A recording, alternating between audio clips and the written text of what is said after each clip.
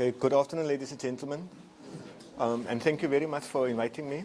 It's really a privilege. Just to give you a bit of a background, I'm the Provincial Electoral Officer for the department, and together with my colleagues here from the associations, we are part of the Provincial Electoral Team, and our responsibility is to make sure that the election takes place efficiently and effectively.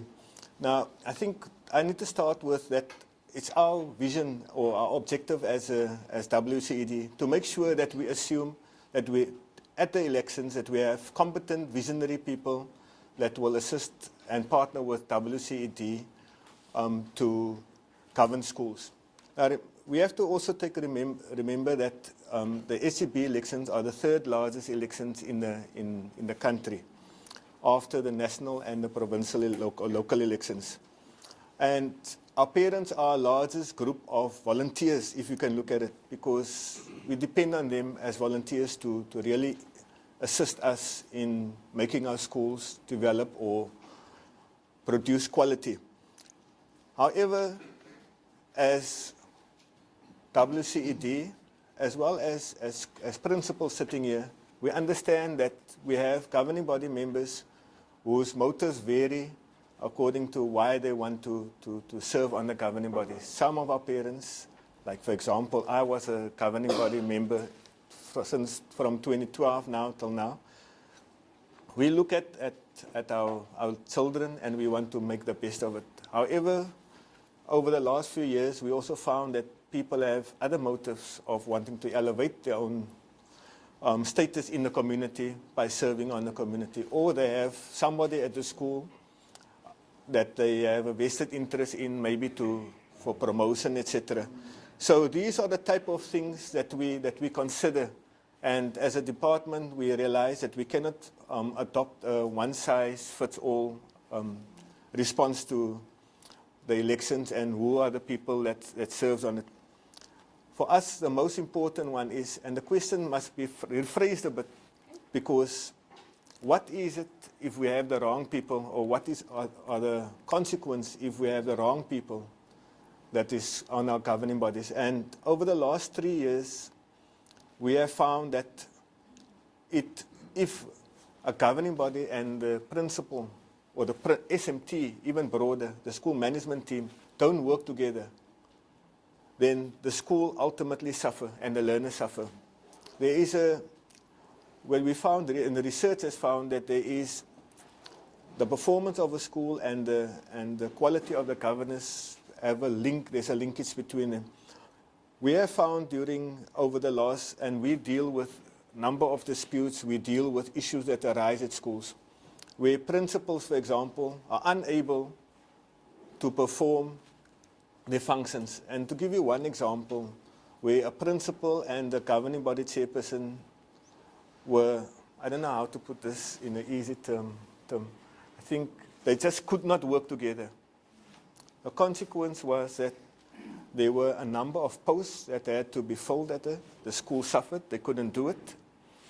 They could not approve their budget because there was a difference of opinions in terms of where money must be spent.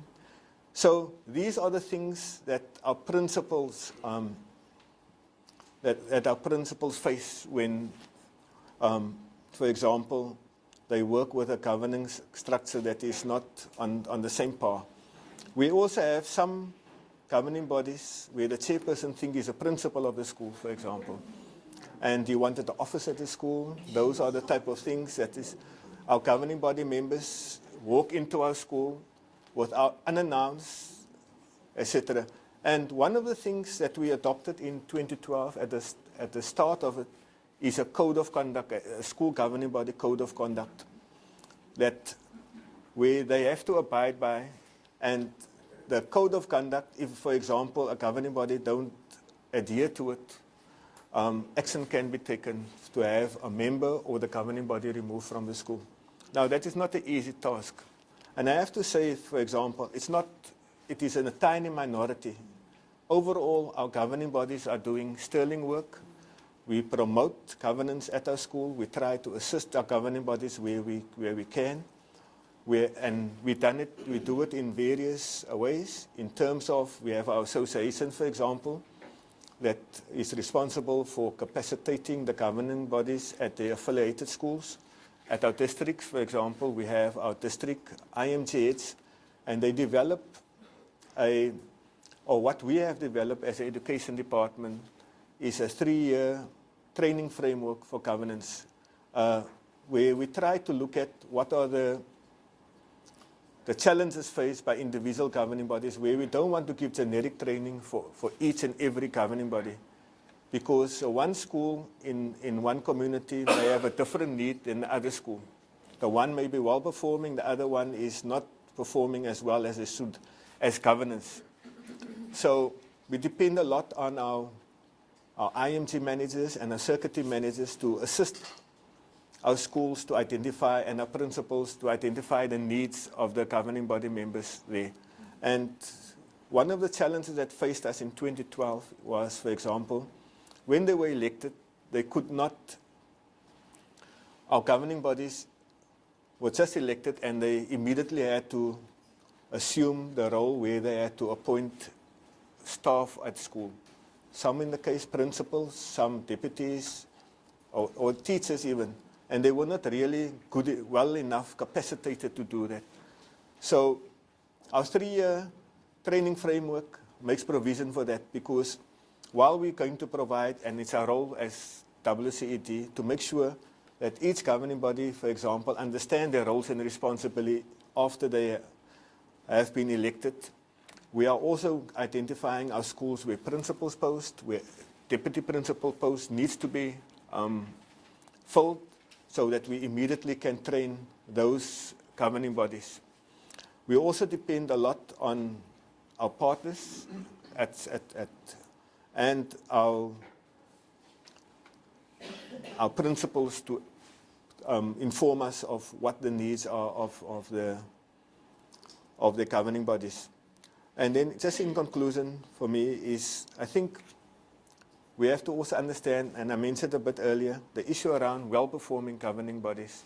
As part of our advocacy strategy that we're going to have on radio, we ask our districts to identify some of our chairpersons and our governing body members that really have gone the extra mile.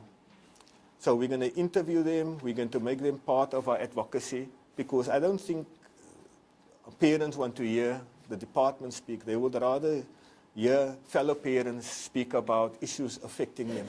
So that is going to be part of our strategy now, to recruit new governing body members for 2015 until 2018. Okay. Thank you.